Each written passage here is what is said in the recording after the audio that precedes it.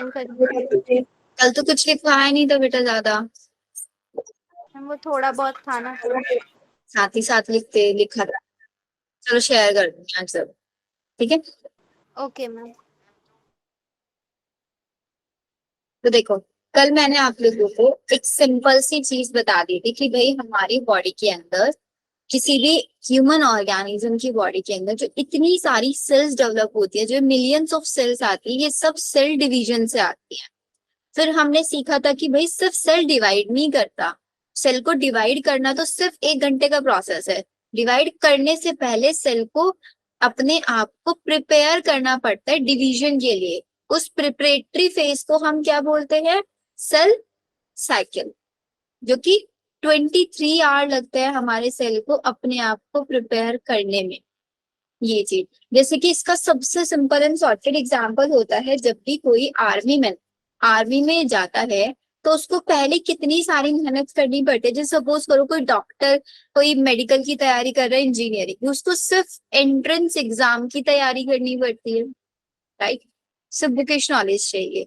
लेकिन अगर कोई इंडिविजुअल आर्मी में जा रहा है, क्या उसके लिए सिर्फ बुकिश नॉलेज सफिशिएंट है? No ma'am. No ma'am. है ना। उसको अपनी बॉडी का मैकेनिज्म, अपनी बॉडी का मेटाबॉलिज्म भी डेवलप करना पड़ता है। Yes ma'am.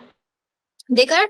आप लोगों ने जनरली वो बहुत अर्ली मॉर्निंग उठते हैं, रनिंग वगैरह करते हैं, कॉन्टिन्यूसली वर्कआउट करते हैं, ये मतलब फिजिकल एक्टिविटीज बहुत ज्यादा करता है। क्योंकि फिजिकल एक्टिविटीज करेंगे तभी तो वो आर्मी के लिए अपने आप को कैपेबल बना पाएंगे। होता है ना। सेम हमारे यहाँ पे सेल है। सेल को डिवाइड होना है, सेल को डिवाइड होना है। अब सेल को कंपैरिजन करेंगे एक सोल्जर से, एक आर्मी मैन से। आर्मी मैन को सपोज करता है हमने कोई टास्क दे दिया, और हम उसको टास्क में, जैसे कि आप लोगों ने सुना होगा कि बॉर्डर वाला टाइम, जहाँ पे बॉर्डर होता है इंडिया और पाकिस्तान का, या कोई भी बॉर्डर होता है, वहां पे टेम्परेचर कितना ज्यादा लो होता है। जैसे टीवी वगैरह में आप लोग मूवीज में देखते होंगे, है ना। यस कितना मैम। टेम्परेचर लो होता है वहां पे, आर्मी मेंस को पूरी पूरी रात भी बैठे रहना पड़ता है। होता है नहीं होता? तो उस चीज को उस कंडीशन में सरवाइव करने के लिए आर्मी मैन को अपने आप को पहले से प्रिपेयर करना होता है, नहीं होता है? उसको प्रॉपर ट्रेनिंग्स वगैरह प्रोवाइड कराई जाती है, तभी वो उस कंडीशन के लिए प्रिपेयर होता है। होता है। Yes ma'am. Yes ma'am. Same yes ma'am. हमारे सेल के साथ है कि हमें सेल को डिवाइड करने के लिए भेजना है। तो सेल को डिवाइड करने के लिए भेजना मतलब इन द सेंस कि सेल को बॉर्डर पे भेजना है लड़ाई करने के लिए। ठीक है, बॉर्डर पे भेजना है कुछ कंडीशंस के लिए। तो सबसे पहले एक आर्मी मैन अपने अंदर क्या क्या चीजें करेगा, मतलब सपोज उसको 15 दिन का टाइम दिया गया कि भाई तुम्हारे पास 15 दिन है, 15 दिन बाद तुमको बॉर्डर पे जाना है, तुम 15 दिन तक जितना चाहो अपने अंदर चेंजेस कर सकते हो। तो 15 दिन में आर्मी मैन बताओ क्या क्या करेगा अपने अंदर। सबसे पहले अपनी डाइट का ध्यान रखेगा वो, बॉडी के अंदर कोई वीकनेस ना आ जाए, अपनी प्रॉपर डाइट लेगा, ज्यादा से ज्यादा प्रोटीन कंज्यूम करेगा ताकि उसकी मसल्स बिल्डअप हो जाए। करेगा या नहीं करेगा? Yes ma'am. उस कंडीशंस को सही करेगा। अगर उसको कोई भी मेडिकल कंडीशन है, कोई भी प्रॉब्लम है, वो उसको सही करवाएगा। करेगा या नहीं करेगा? बॉर्डर पे जाने के लिए उसको जिन जिन चीजों की रिक्वायरमेंट पड़ेगी वहां पे, वो सारी चीजें इकट्ठी करेगा अपने पास। करेगा ना। Same yes ma'am. सेम हमारा सेल है, सेल को डिवाइड होने के लिए जाना है। तो भाई डिवाइड करना मतलब बहुत मेहनत का काम है, डिवाइड डिवीजन। तो मेहनत के लिए उसको बहुत सारा फूड भी लगेगा। तो इसका मतलब मेरी सेल जो होगी वो अपने अंदर बहुत सारा प्रोटीन सिंथेसिस करके रखेगी पहले से। करेगी या नहीं? सेल को आगे जाके 2 पार्ट्स में डिवाइड होना है, इक्वल इक्वल डिवाइड होना है, तो अपना जितना सेल का कंटेंट है वो उसको डबल कराएगी। सेल के अंदर कोई भी डिफेक्ट है, जैसे आर्मी मैन के अंदर कोई भी मेडिकल प्रॉब्लम थी, वो उसको पहले से ही सही करेगा। ऐसे ही मेरी सेल के अंदर कोई डिफेक्ट है, कोई भी प्रॉब्लम है उसके डीएनए में कहीं पे भी, उस डिफेक्ट को सही करेगा डिवाइड होने से पहले। अगर वो उस डिफेक्ट को सही नहीं करेगा तो सेम डिफेक्ट उसकी ऑफस्प्रिंग्स वाली सेल्स में भी चला जाएगा।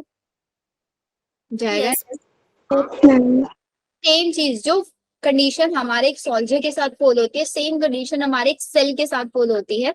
सेल डिवीजन चैप्टर आया समझ में? यहाँ तक क्या बता रही थी मैं आप लोगों को? यस। अब यहाँ पे हमको बताते कि भाई फेजेस होती हैं सेल साइकिल की कुछ, तो मैंने आप लोगों को बताया कि भाई टोटल जो होती है हमारी सेल के अंदर 24 आवर्स लगते हैं हमारी सेल को डिवाइड होने में। कितने आवर्स लगते हैं टोटल? 24 hours. 24 hours. लिखो चलो।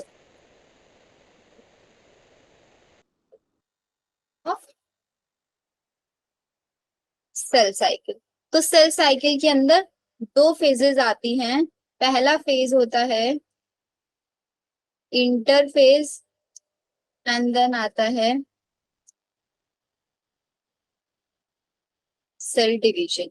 इंटरफेज का मतलब होता है the phase between two cell divisions. जैसे कि सपोज कर रहे हैं मेरा सेल है, ठीक है, अभी सुन लो, अभी लिखना मत, लिखने के लिए टाइम दे दो। इस सेल ने अपनी ग्रोथ की, ग्रोथ करके फिर इसने अपने आप को डिवाइड कर दिया। ये एक सेल साइकिल हुई या नहीं हुई? Yes, ma'am. फिर से हमारी ये जो डॉटर सेल्स हैं, इन डॉटर सेल्स ने फिर से ग्रोथ किया अपना, किया ग्रोथ, फिर डिवाइड हो जाएंगे। ऐसे ही तो होगा। एक सेल डिवीजन ये था, एक सेल डिवीजन ये हुआ,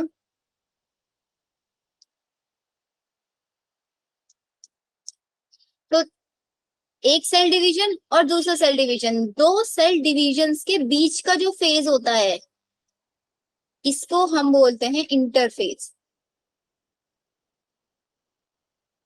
इस वाले फेज में क्या होगा, सिर्फ ये वाली सेल अपने आप को ग्रोथ कर रही है, नहीं कर रही है?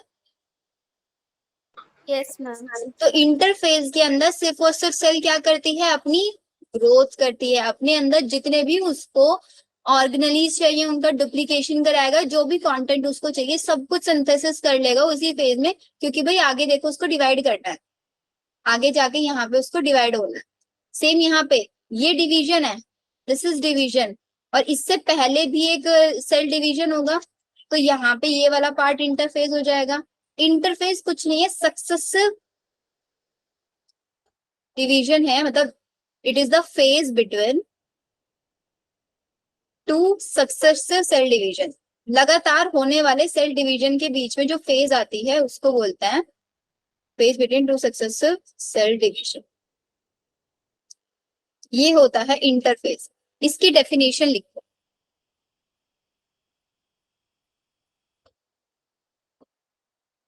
लिखो जल्दी से।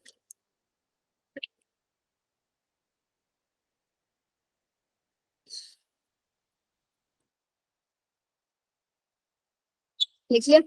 अब इंटरफेज जो होता है बच्चों, उसको मैं तीन पार्ट्स में डिवाइड करती हूँ। इंटरफेज के अंदर तीन फेजेस आती हैं। सबसे पहले आती है आपकी G1 फेज, फिर आएगी आपकी S फेज, फिर आएगी आपकी G2 फेज। तीनों phase, G1 phase, S phase, G2 phase. और सेल डिवीजन के अंदर दो फेजेस आएंगी। एक फेज वो होगी जिसके अंदर होगा आपका कैरियोकाइनेसिस, एक फेज वो होगी जिसके अंदर होगा साइटोकाइनेसिस। कैरियोकाइनेसिस का मतलब न्यूक्लियस डिवाइड होता है। Nucleus, very good. मतलब सेल का पहले न्यूक्लियस डिवाइड करेगा, फिर उसका साइटोप्लाज्म डिवाइड करेगा।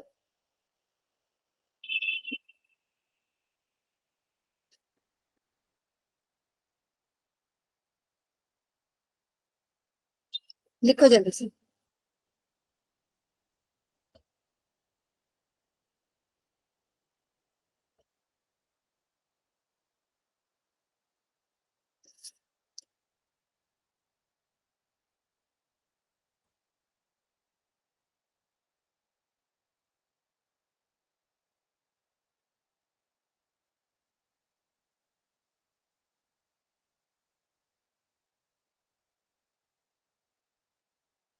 या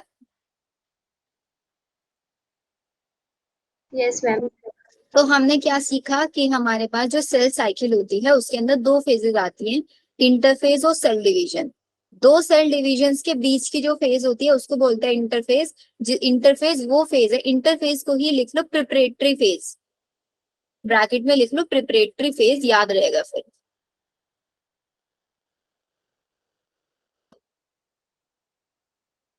प्रिपरेटरी फेज का मतलब क्या हुआ? The phase in which cell will prepare itself for cell division, in which cell will prepare itself for division.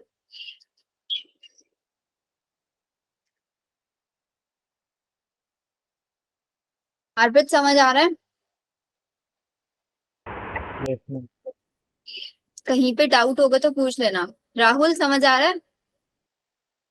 Yes. Aarti,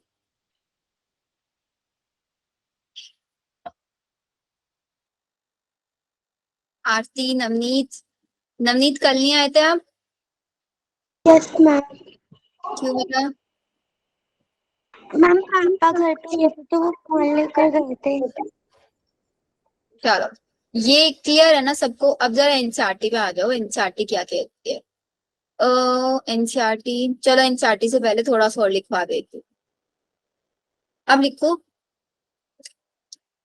hashtag बना के लिखो यूकैरियोटिक सेल। अब यूकैरियोटिक सेल तो समझते होगे ना, यूकैरियोटिक सेल कल समझाया था।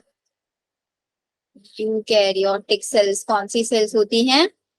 जिनके अंदर न्यूक्लियस के बाहर न्यूक्लियस एनवेलप होता है। यूकैरियोटिक सेल के किंगडम कौन कौन से हैं? Protista, Ma'am, fungi, monoeratic, animal. sir. Very good. तो यूकैरियोटिक सेल के अंदर ये बोलते हैं ये कि भाई हमारी सेल को डिवाइड होने में, सेल साइकिल को हमने 4 फेजेस में डिवाइड किया हुआ है। सेल साइकिल डिवाइडेड इनटू 4 भी मत लिखो, इनटू डिफरेंट फेजेस। मतलब अगर हम यूकैरियोटिक सेल की बात करेंगे तो यूकैरियोटिक सेल के अंदर सेल को डिवाइड होने के लिए अलग अलग फेजेस चाहिए होती हैं। डिफरेंट डिफरेंट फेजेस में सेल डिवीजन चलता है। लेकिन अगर मैं बात करूं प्रोकैरियोटिक सेल की, तो प्रोकैरियोटिक सेल के अंदर कोई फेजेस प्रेजेंट नहीं होती, कॉन्टिन्यूअसली प्रोसेस चलता रहता है उसके अंदर। फिर लिखना phases not present in prokaryotic cell division.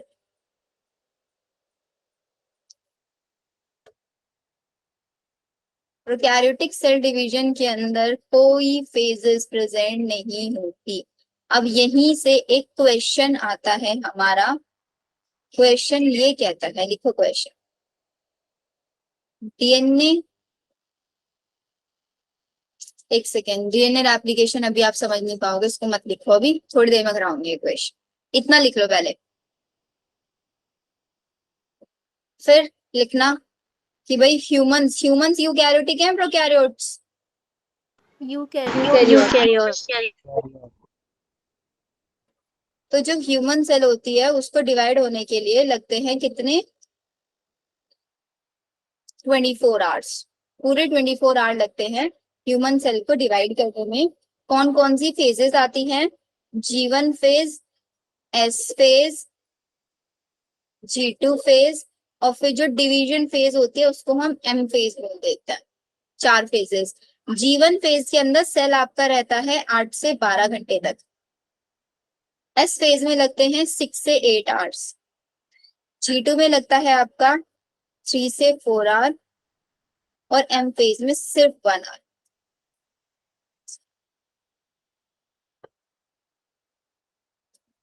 DNA self replicate कर सकता है, एग्जैक्ट। प्लाज्मिड जो बैक्टीरिया के अंदर होता है ना, एक्स्ट्रा क्रोमोसोमल जेनेटिक मटेरियल, वो सेल्फ रेप्लिकेट करने की पावर रखता है।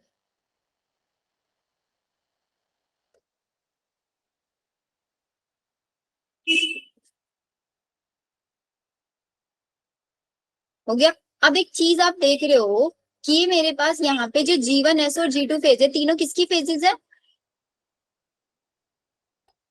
Interface.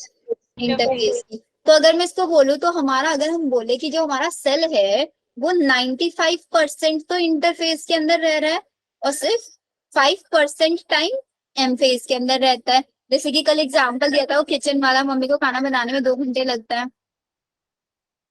15 मिनट लगता है।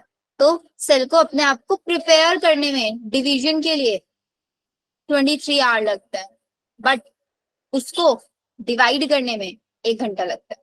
प्रिपरेशन में ज्यादा टाइम लगता है, डिवीजन में ज्यादा टाइम नहीं लगता। सेम एग्जाम्पल फॉर नीट, 2 साल तक तैयारी करोगे, रिजल्ट 3 घंटे में दोगे वहां जाके, हो जाएगा ना आगे। ऐसे ही 2 सेल्स का आपको याद रखना पड़ता है, ह्यूमन सेल का और एक हमारी ईस्ट का। ईस्ट क्या है बच्चों? What is east? पंजाई है ना? यस इसके डिवीजन में लगते हैं 90 मिनट। बहुत क्वेश्चन आता है इसके ऊपर, सिर्फ टाइम पे क्वेश्चन आता है, इंपॉर्टेंट है नीट के पॉइंट ऑफ व्यू से। It takes 90 minutes to divide.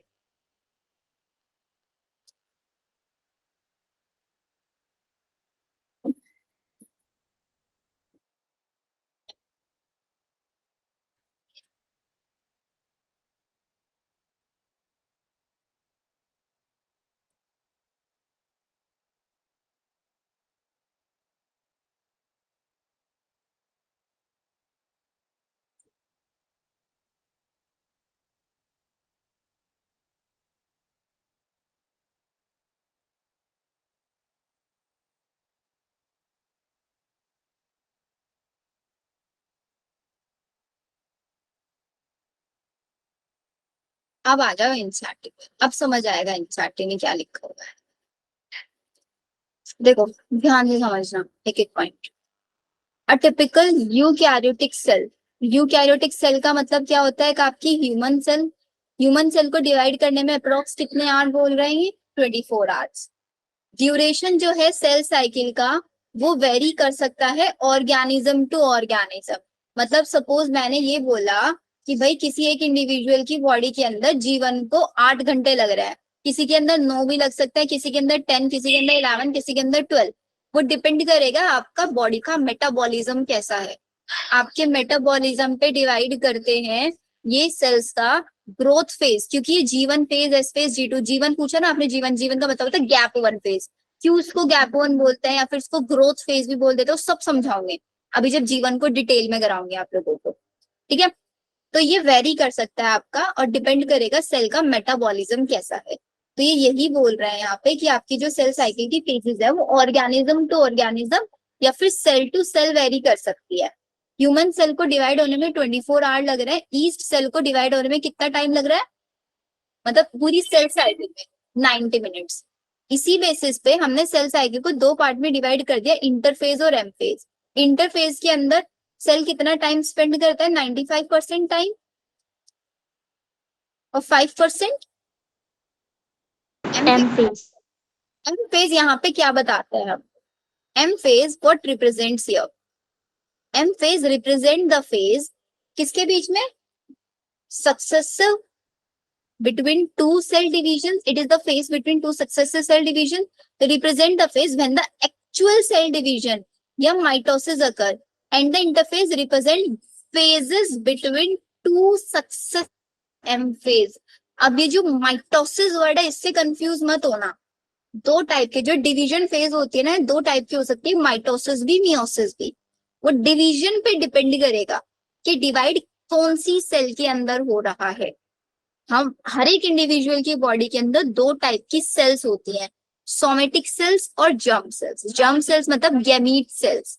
Gametes के अंदर एक पर्टिकुलर टाइप का डिवीजन होता है, सोमेटिक सेल्स के अंदर एक पर्टिकुलर टाइप का। ये थोड़ा सा कम समझ में आएगा अभी, ये आई अंडरस्टैंड, बट जितनी चीजें मैं याद करा रही हूँ अभी उतना याद करते जाओ, बाकी फ्लो के साथ सब याद हो जाएगा खुद कि माइटोसिस क्या होता है, एम क्यों बोला, सब समझ आ जाएगा, टेंशन नहीं लेना है अभी, ठीक है।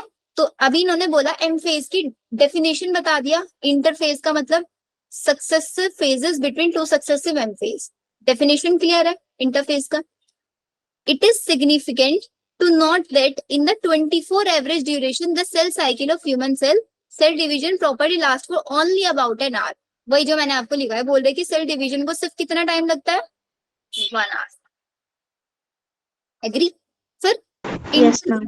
Last more than 95% of the duration. फिर बोल रहे हैं इंटरफेस को कितना टाइम लगता है?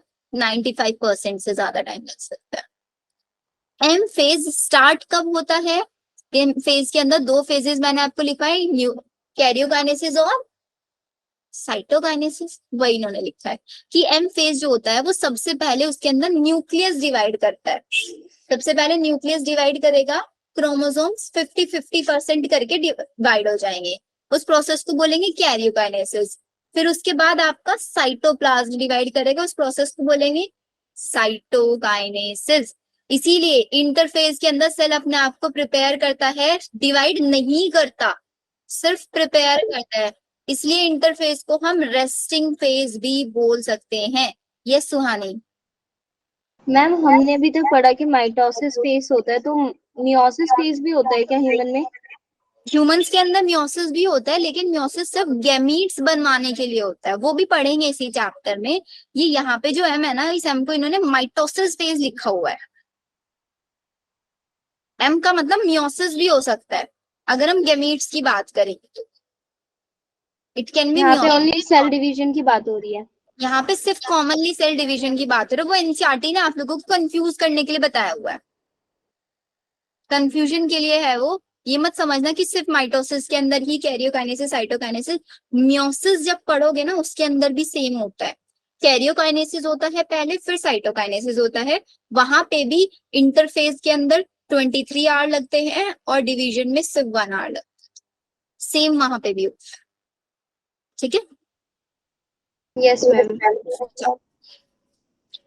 फिर बोल रहे हैं कि इंटरफेस को हम रेस्टिंग फेज, इसके ऊपर क्वेश्चन आता है, बच्चे कंफ्यूज हो जाता है सोच के कि इंटरफेस को रेस्टिंग फेज क्यों बोल रहे हैं। इट इज द टाइम, क्योंकि ये वो टाइम है भाई जिसके अंदर सेल अच्छे से रेस्ट करेगा। रेस्ट करने का मतलब ये नहीं है कुछ नहीं कर रहा है, वो अपनी ग्रोथ करा रहा है, अपना डीएनए एप्लीकेशन कर रहा है। अब हमें कोई रेस्ट करने के लिए बोल दे, हम तो भाई लेट जाएंगे बेड पे, कुछ नहीं करेंगे, फोन चलाते रहेंगे। सेल ऐसा नहीं करता। सेल डिवाइड करता है 1 घंटा, बाकी 23 घंटे रेस्ट जरूर करता है, लेकिन काम बहुत सारे कर रहा होता है। बस डिफरेंस ये है, डिवाइड नहीं हो रहा है, डिवाइड नहीं हो रहा है, ग्रोथ कर रहा है, रेप्लिकेशन कर रहा है, अपनी सेल ऑर्गेनेलीज को डबल करा रहा है, ये सारे काम कर रहा है। ठीक है? मैम यहाँ पे एनर्जी का कॉन्सेप्ट भी है?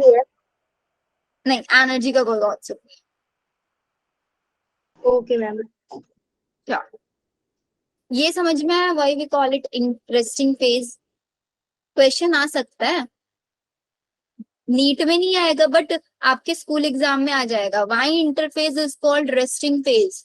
Because at this time cell is preparing itself for division by undergoing cell growth and DNA replication in an orderly manner. Manner क्या फॉलो करता है? वो ये मैनर फॉलो करता है। सबसे पहले G1 फेज आती है जिसको हम बोलते हैं गैप 1 फेज, फिर S4 सिंथेसिस फेज। सिंथेसिस यहीं पे लिख लो, इसके अंदर ही किसका सिंथेसिस करता है? डीएनए सिंथेसिस करता है।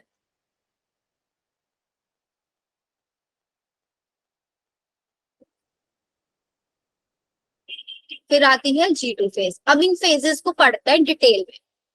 चले आगे, यहाँ तक बताओ किसी को कोई डाउट तो नहीं? देख लो एक बार अच्छे से।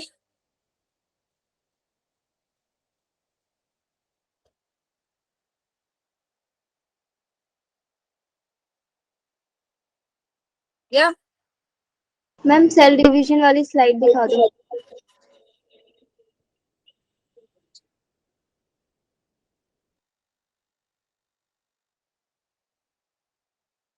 ना, ये थोड़ा नीचे कर।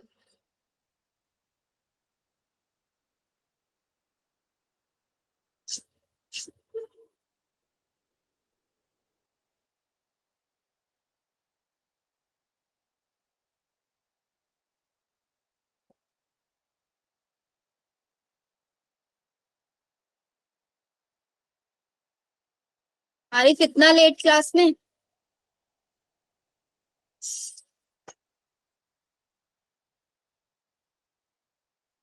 टाइम भूल गए थे क्या आज?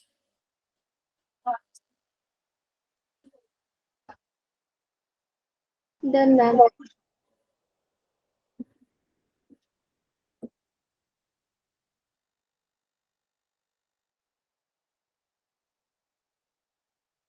चलो अब देखो, सबसे पहले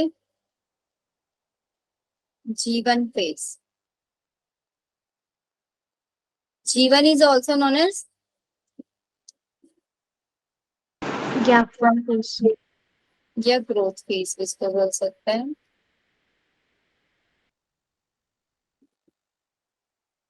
या फिर we can call it gap phase. ठीक है, अब जीवन फेज के अंदर पॉइंट्स लिखना क्या क्या होगा। सबसे पहले जैसे मैंने इसका नाम दिया ग्रोथ फेज, तो इसका मतलब कहीं ना कहीं इसके अंदर ग्रोथ हो रही होगी ना। Yes Yes, ma'am. ma'am. Phase है जिसके अंदर ग्रोथ होगी। अब ग्रोथ का मतलब क्या है? ग्रोथ का मतलब है साइटोप्लाज्मिक इंक्रीज, मतलब साइटोप्लाज्मिक मटेरियल जो है वो इंक्रीज करेगा। अब साइटोप्लाज्म इंक्रीज कर रहा है तो आपका इसका मतलब इसकी दो टाइप की रिक्वायरमेंट्स होंगी। कैसी रिक्वायरमेंट होगी? एक तो इसको फूड चाहिएगा ग्रोथ करने के लिए, एक इसको एंजाइम्स की भी रिक्वायरमेंट हो सकती है ग्रोथ करने के लिए। दो चीजों की रिक्वायरमेंट होगी इसको।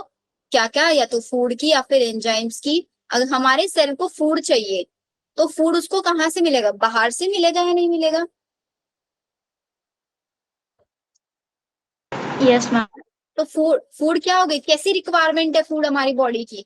एक्सटर्नल रिक्वायरमेंट है ना। Yes ma'am. एंजाइम्स क्या हम बाहर से खाते हैं?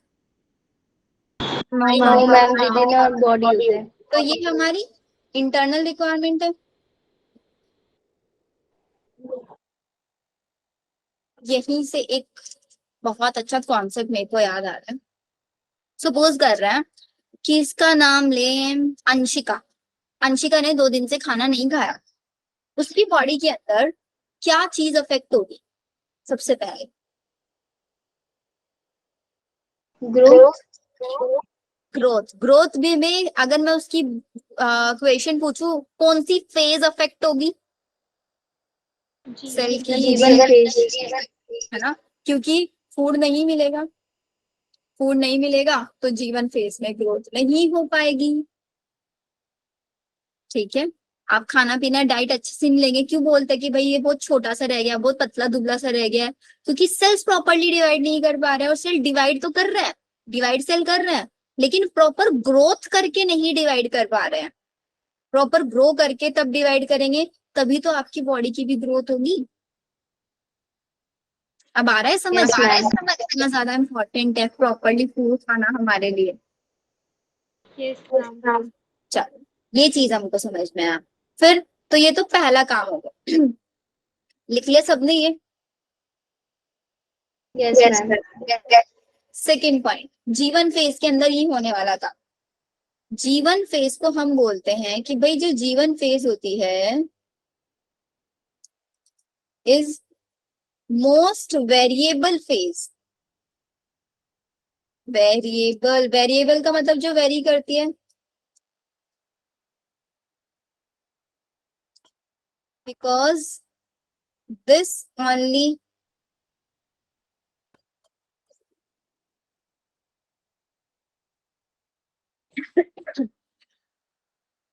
Depends on external requirement. यहाँ पे मैं ये पॉइंट लिख सकती हूँ, सही है ये पॉइंट।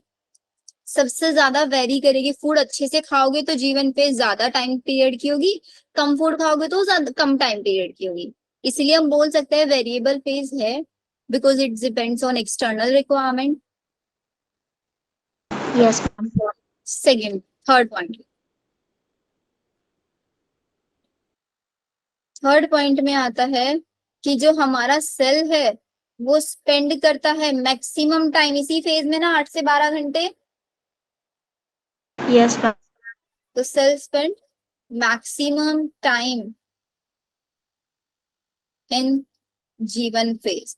अब ज्यादा टाइम सेल इस फेज में रह रहा है तो अगर मेरी सेल के अंदर कोई भी मिस हैपनिंग होती है सेल के साथ, मतलब सेल की मेटाबॉलिज्म में कोई भी प्रॉब्लम आती है, तो सबसे ज्यादा प्रॉब्लम आने के चांसेस भी फिर इसी फेज में है। Yes ma'am. अब प्रॉब्लम आने के चांसेस इसी फेज में, तो इसका मतलब उस प्रॉब्लम का सोल्यूशन भी इसी फेज में निकलेगा। अब सेल के अंदर Yes, किस चीज में प्रॉब्लम आ सकती है ये बताओ? डीएनए में ऑब्वियसली। डीएनए कहीं से डैमेज हो सकता है, डीएनए के अंदर म्यूटेशन हो सकता है, कुछ भी हो सकता है डीएनए के अंदर।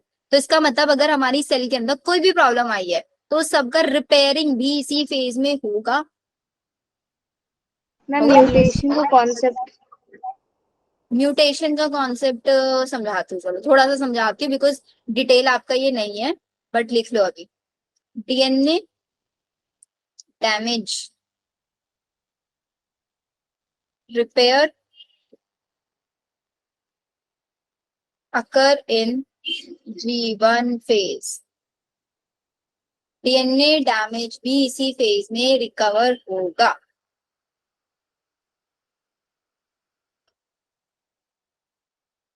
ये डीएनए है मेरा, ठीक है। डीएनए के अंदर ऐसे सीक्वेंस होती है, ये पता है ATGC क्या है? No ma'am. फिर तो समझाना तो मुश्किल हो जाएगा। देखो ये क्या होता है ना, ये आपका A4 होता है एडेनिन, इनको हम बोलते हैं नाइट्रोजिनस बेसिस। अब मैं रिपेयर की बात कर रही हूँ, सपोज हमारे सेल जो है सबसे ज्यादा इसी टाइम में रह रहा है, बाय चांस ये AOT यहां से डिलीट हो गया, AOT डिलीट हो गया तो मतलब मेरे डीएनए की पूरी सीक्वेंस बिगड़ जाएगी, डीएनए की पूरी सीक्वेंस बिगड़ जाएगी। तो अगर ये डैमेज आया है कुछ भी, तो भाई इस डैमेज को यहीं पे रिपेयर कराओ, AOT उठा के यहीं पे वापस से ज्वाइन कराओ। ये है, इसको बोलता है कि डीएनए के अंदर म्यूटेशन होना। म्यूटेशन में डीएनए का कोई पार्ट डिलीट हो सकता है, कोई पार्ट एक्स्ट्रा आके ऐड हो सकता है यहाँ पे, कोई पार्ट फ्लिप हो सकता है कि ऊपर A है नीचे G है, G ऊपर चला जाए A नीचे आ जाए, इनवर्जन जिसको बोलते हैं, कुछ भी हो सकता है म्यूटेशन।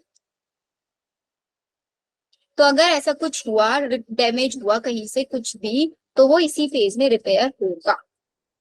ये होता है G1 फेज के 4 इंपॉर्टेंट पॉइंट्स। आए समझ में? Yes ma'am. चलो अब मेरी ये सेल थी, ठीक है, सेल ने अपनी G1 फेज स्टार्ट की,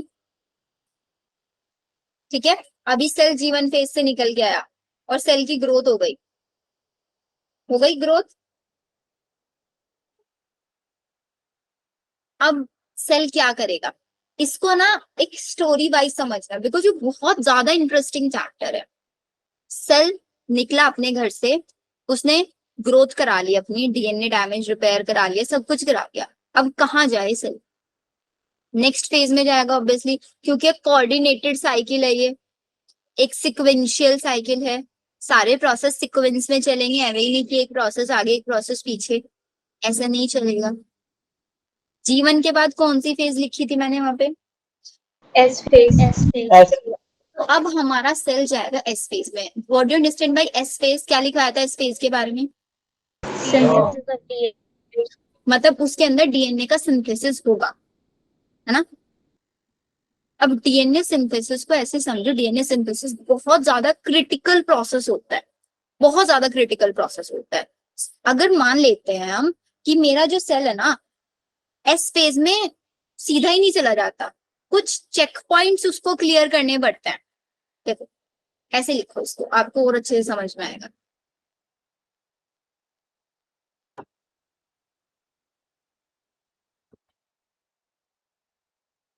ये मेरी सेल है जिसने अपनी G1 फेज अभी फिनिश की है। अब इसको आगे जाना है कौन सी फेज में? S फेज में। तो इसके सामने 3 ऑप्शन आ गए हैं। अब आप बोलोगे मैम एक ही तो फेज ऑप्शन था S फेज का, 3 ऑप्शन कैसे आ गए? अब देखना, इसके पास सबसे पहला और मोस्ट कॉमन ऑप्शन है कि निकले और डायरेक्टली S फेज में चला जाए, यही ऑप्शन है। लेकिन S फेज ने अपने बाहर कुछ चेक पॉइंट लगा दिया है कि भाई सुन लो, मैं सेल को S फेज में मतलब अपनी फेज में सिर्फ और सिर्फ कुछ कंडीशंस पे ही एंटर होने दूंगी। पहला, सेल की ग्रोथ अच्छे से होनी चाहिए, सेल के पास बहुत सारा सफिशिएंट फूड होना चाहिए, अगर जीवन फेज में उसके डीएनए में कोई डैमेज आया है वो रिपेयर होना चाहिए। अगर ये सारी चीजें सेल की सही हैं तो आप एस फेज में आ जाओ, वरना टाटा बाय बाय। बताओ सुनाने। मैम जीवन फेस फेस क्यों लिखा है डबल? अच्छा सॉरी सॉरी सॉरी सॉरी, वो जीवन फेज कंप्लीट लिख रही थी, finish.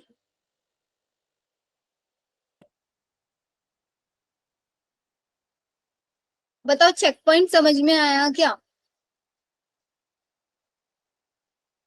Yes, ma'am. Yes ma'am. लिखवा दो नहीं चेक पॉइंट्स मैम एक पर। बार फिर समझा दो। देखो, जीवन फेज फिनिश हुआ, इसके पास ऑप्शन है कि it can enter into S phase, ये एस फेज में एंटर हो सकती है, बट रिक्वायरमेंट्स या फिर बट इट शुड हैव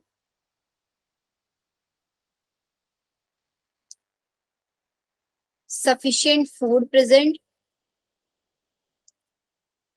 हमारी सेल के पास सफिशिएंट फूड प्रेजेंट होना चाहिए और इसका डैमेज रिपेयर होना चाहिए,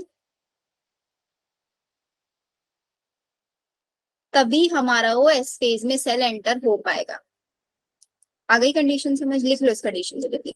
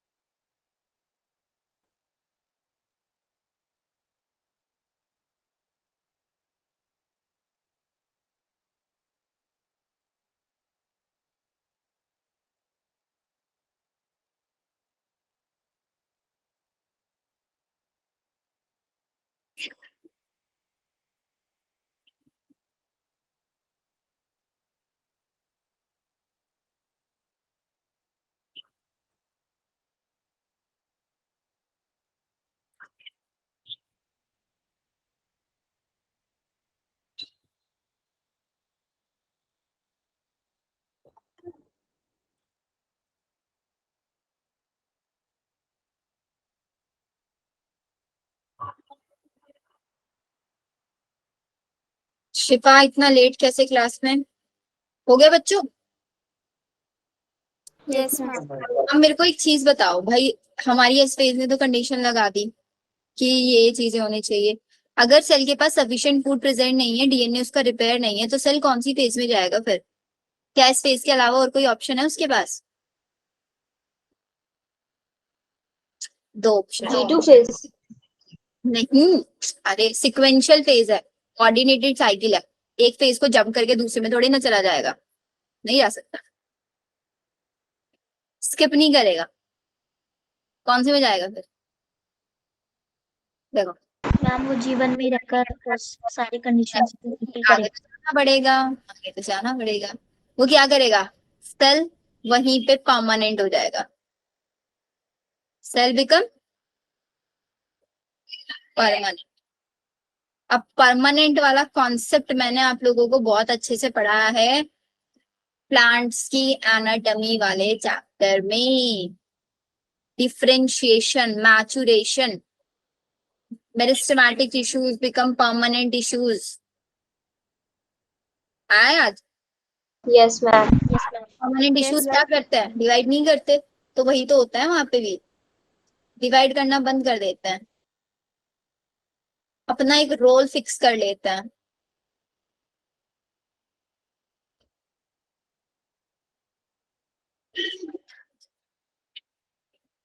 एंड देन सेल की हो जाती है नेचुरल डेथ।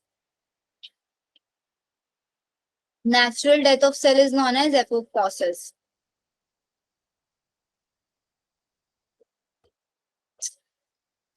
ये एक ऑप्शन अवेलेबल है मेरे सेल के पास, सेल वहीं परमानेंट हो जाए।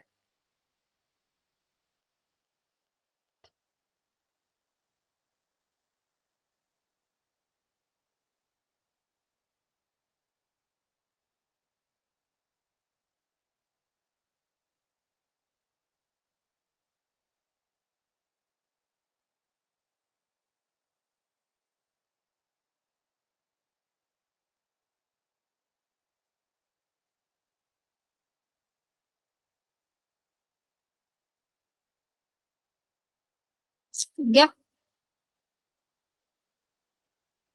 Yes ma'am. फिर एक और ऑप्शन है हमारे सेल के पास कि सेल G0 फेज में चला जाए। अब आप बोलोगे मैम ये कौन सी फेज आ गई? ये कंडीशनल फेज है।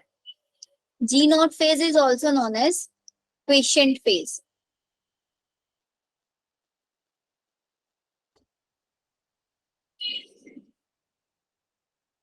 स्पेलिंग चेक कर लेना एक बार क्वेश्चन की, शायद QUIO नहीं आएगा यहाँ पे।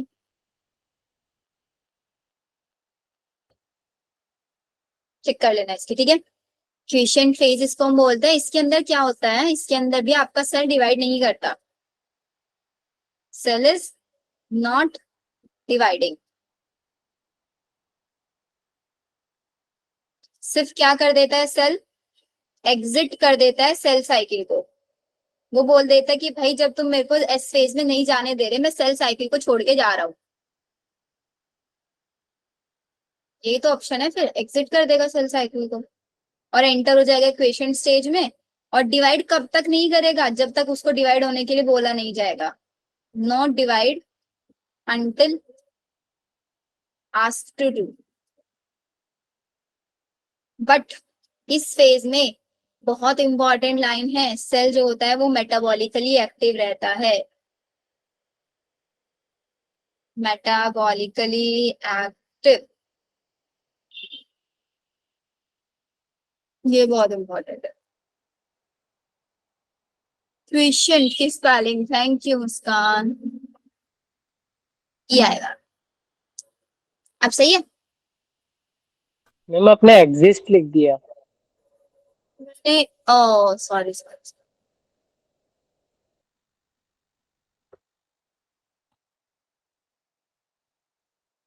एग्जिट। एग्जिट मतलब छोड़ के जा रहा है। और ये G0 एक ऐसा क्वेश्चन है बच्चों, हर एग्जाम में मिलता है। हर एग्जाम में G0 के अंदर सेल मेटाबॉलिकली एक्टिव रहता है या नहीं रहता है, क्विसेंट फेज किसको बोलते हैं, इसमें सेल क्या कर देता है, सेल साइकिल को एग्जिट कर देता है।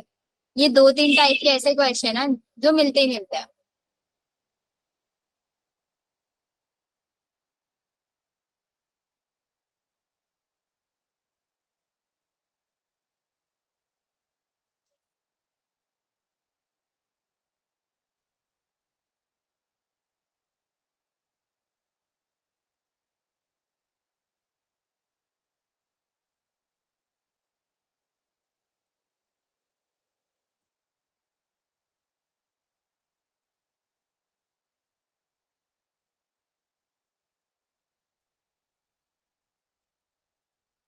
क्या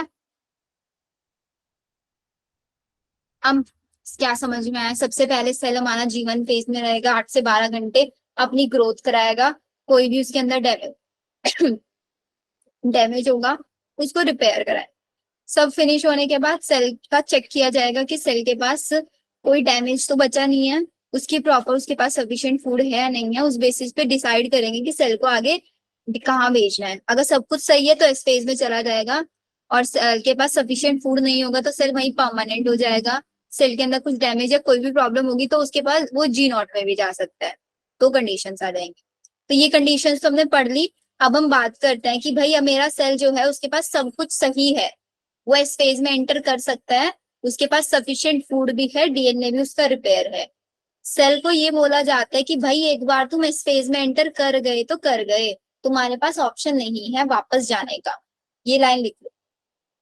once cell enter into S phase, एक बार सेल ने एस फेज में एंट्री ली, इट हैज टू डिवाइड, उसको डिवाइड होना ही पड़ेगा। There is no any other option. अब पढ़ेंगे हम इसके बाद एस फेज में क्या होगा, सेल एस फेज में जाके क्या करेगा।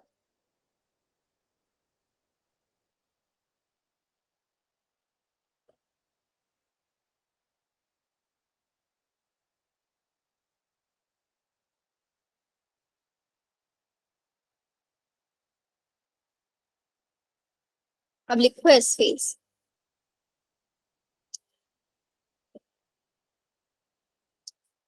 S phase is also known as synthesis.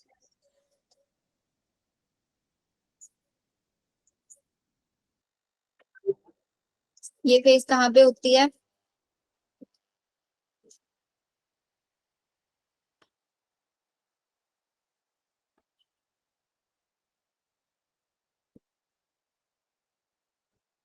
In the nucleus of eukaryotic cell. तो ये तो पहला फंक्शन हो गया, किसके अंदर सिंथेसिस होगा, किसका सिंथेसिस होगा? डीएनए का। What is the full form of DNA? Deoxyribonucleic acid. Exactly. फिर उसके बाद यहाँ पे क्या होता है? फॉर्मेशन ऑफ सेंट्रियोल होता है। सेंट्रियोल क्या होता है? सेंट्रियोल एक सेल ऑर्गेनली होता है जिसका काम होता है डिवाइड करना। सेंट्रियोल ऐसा दिखता है, सिलेंड्रिकल शेप का होता है। और अगर मैं दो सेंट्रियोल्स को लूं और उनको ऐसे परपेंडिकुलरली अरेंज कर दें, इस स्ट्रक्चर को हम बोलते हैं सेंट्रोसोम। सेंट्रियोल और सेंट्रोसोम का डुप्लीकेशन होता है इस फेज के अंदर। और एक और इम्पॉर्टेंट चीज यहाँ पे लिख लेना, जो सेंट्रियोल होता है प्लांट सेल के अंदर एब्सेंट होता है।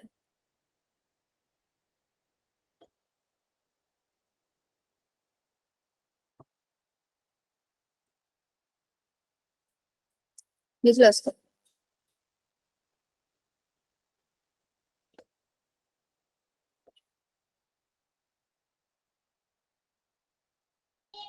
मैम हम्म। सेंट्रियोल क्या होता है? सेंट्रियोल एक छोटा सा सेल ऑर्गेनली होता है जो ट्यूब्यूल से मिलके बना होता है, जिसका काम होता है डिवाइड कराने में हेल्प करता है ये। It helps in cell division. Okay ma'am.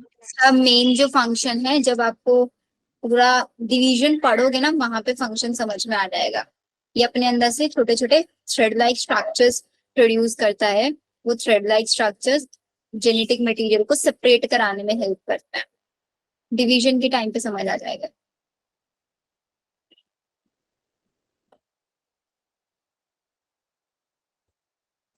Next point, इसी के अंदर हिस्टोन का भी सिंथेसिस होता है। Histone protein synthesis occur in S phase। अब हिस्टोन प्रोटीन क्या काम करता है? हम लोग डीएनए सिंथेसिस करा रहे हैं यहाँ पे, तो डीएनए को पैक करने में हेल्प करता है histone protein. Help in packaging of DNA.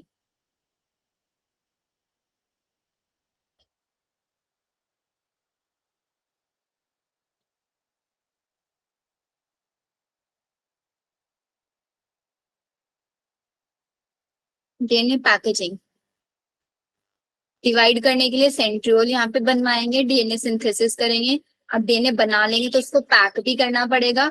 उसको पैक करने के लिए हिस्टोन प्रोटीन का भी सिंथेसिस करा दें।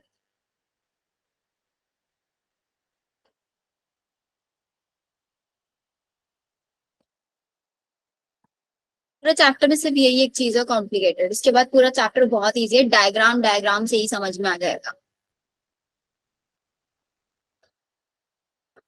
पढ़ने के बाद आपको ऐसा लगेगा कि मैम ये तो चैप्टर सबसे ही ज्यादा इजी है। इवन पूरे 11th 12th में सबसे इजी चैप्टर इसी को माना जाता है। स्लाइड दिखा दो।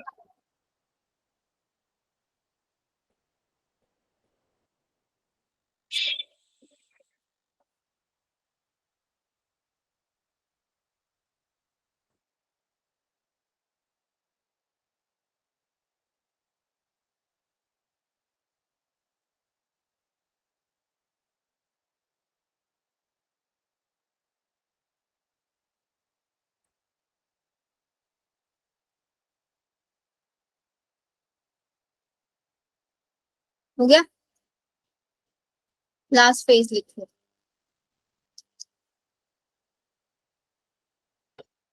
G2 phase.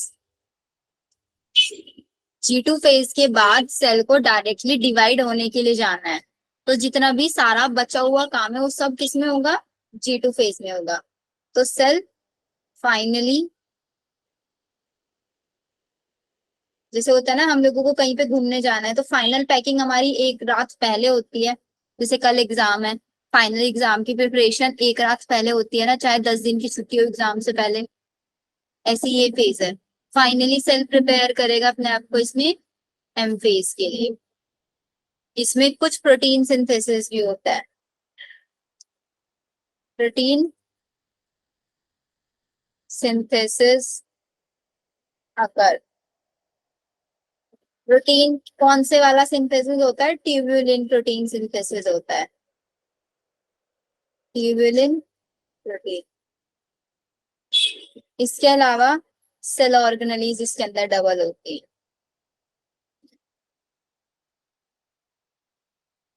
Some cell organelles जैसे कि mitochondria and chloroplast double here.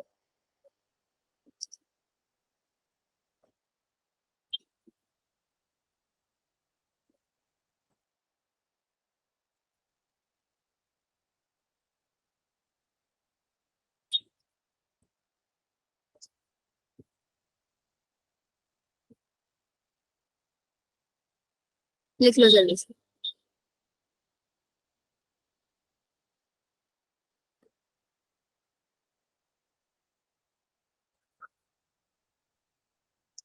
अब एनसीईआरटी देख लो। मैम ट्यूबुलिन प्रोटीन का फंक्शन क्या होता है? ट्यूबुलिन प्रोटीन का काम होता है ये आगे जाके ना स्पाइंडल फाइबर्स बनवाने में हेल्प करता है। अब स्पाइंडल फाइबर्स का जो रोल है वो डिवीजन के टाइम पे समझ आएगा आप लोगों को। जब डिवीजन का डायग्राम्स बनवाऊंगी ना वहां पे समझ आएगा।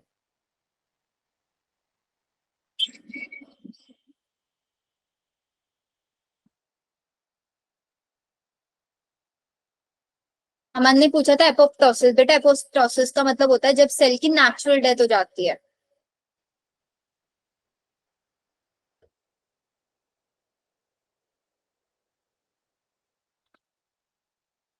देखो अब NCERT.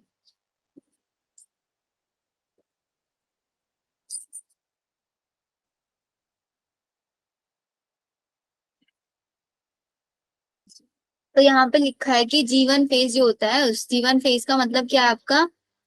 Interval between mitosis and initiation of DNA replication. DNA replication कौन सी फेज में हुआ? एस फेज में। एस फेज और इंटरफेज के बीच की फेज हो गई या नहीं होगी जीवन फेज? देखो डायग्राम बनवाती है।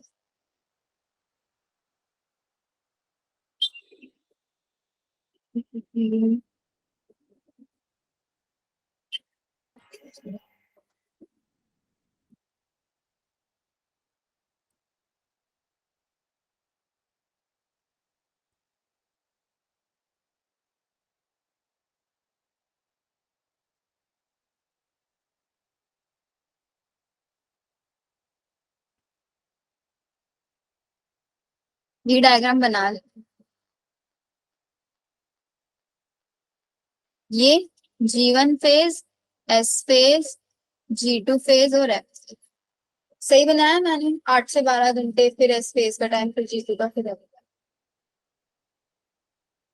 जीवन फेज किसके बीच की फेज है? M phase.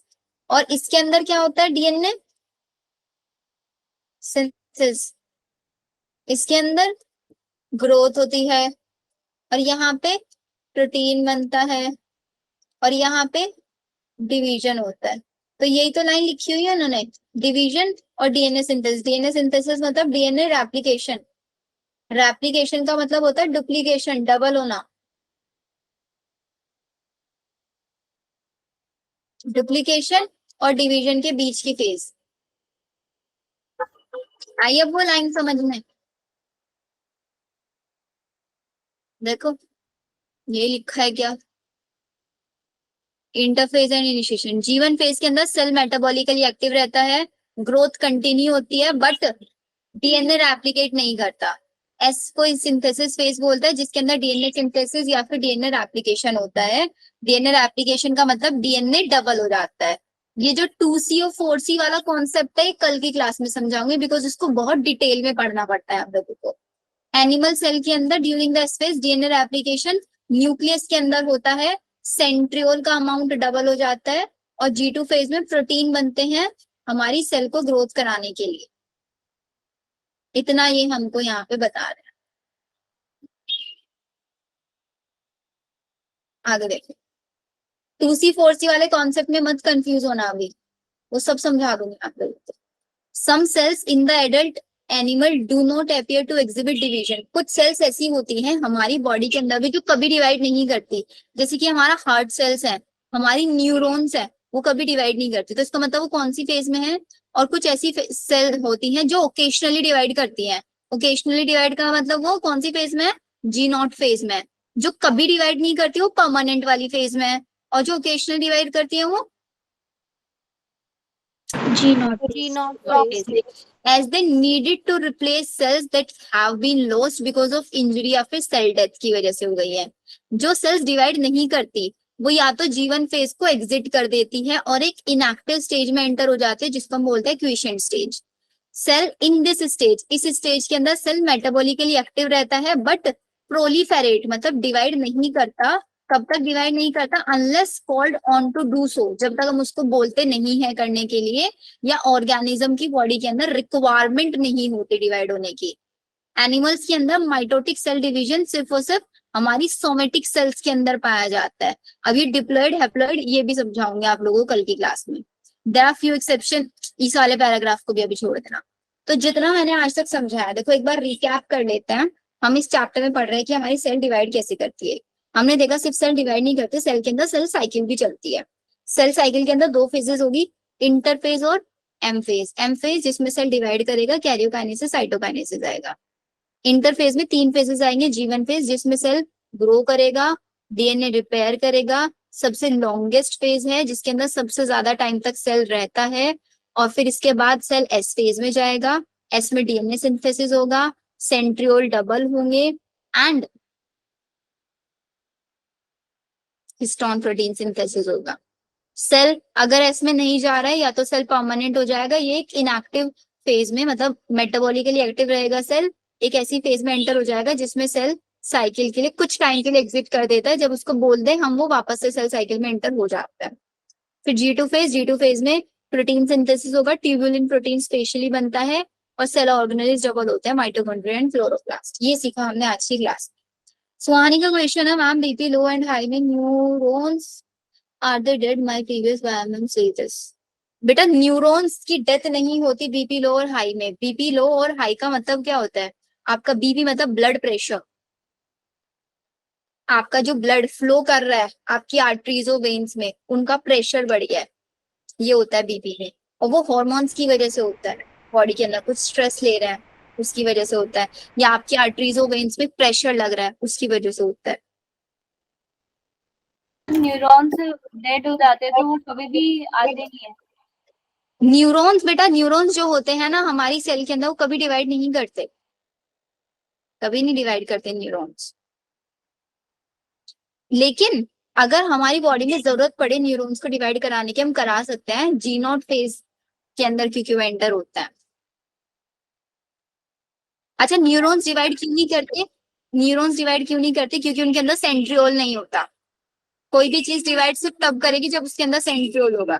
न्यूरॉन्स के पास सेंट्रियोल नहीं होता, इसलिए वो डिवाइड नहीं करती। मैम सेंट्रियोल तो प्लांट्स में भी नहीं होता। सेंट्रियोल प्लांट के अंदर भी नहीं होता, इसलिए प्लांट्स की जो सेल्स है ना वो डिवाइड तो करती हैं। लेकिन आप हमेशा जब प्लांट का डिवीजन यहाँ पे समझाऊंगी, वहां पे आप लोगों को पता चलेगा कि वो पूरी तरीके से नहीं डिवाइड करती। एक सेल है, डिवाइड करने का मतलब होता है दो, एक सेल के बीच में ही प्लेट बन जाती है, जिसकी वजह से 2 सेल बन जाती है, बीच में सेल प्लेट का फॉर्मेशन हो जाता है।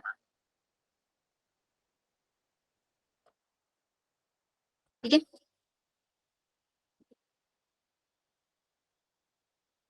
चलो फिर आज के लिए इतना ही रखते हैं। अटेंडेंस लगा ले आप लोगों का। मैम आपकी स्लाइड और काफी स्लाइड सही से बेटा आई कांट अंडरस्टैंड आपने क्या बोला। किसी को समझ में आया हो उन्होंने क्या बोला तो प्लीज एक बार मेरे को बता दो।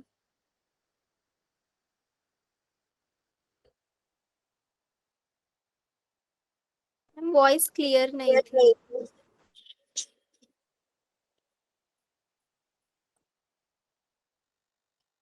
रेड वाले बॉक्स का समझा देना। कौन से वाला? रेड बॉक्स में जो दिखा है।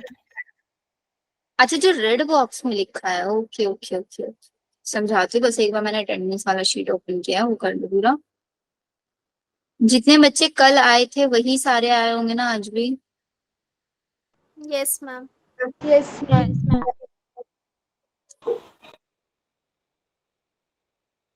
मैम हाँ जी। मैम आज के नोट्स और कल के नोट्स सेंड कर दीजिएगा ग्रुप पर। लिंक में डाल दूंगी मैं बेटा। मैम वो लिंक ओपन नहीं हो रहा है, मैंने लिंक खोला था तो वो नोट्स की पीडीएफ ओपन ही नहीं हो रहा था। ठीक है, तो मैं ग्रुप में शेयर।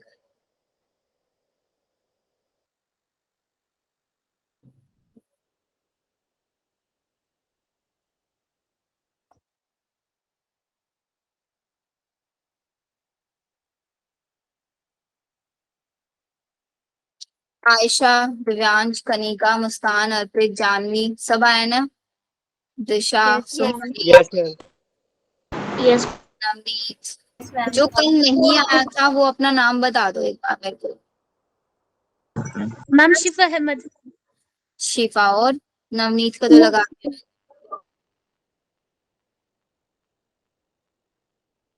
मैम सपना। सपना और शिफा।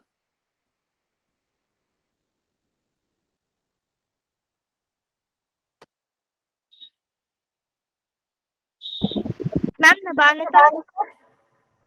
नबानिका का भी लगा। और तो कोई नहीं है?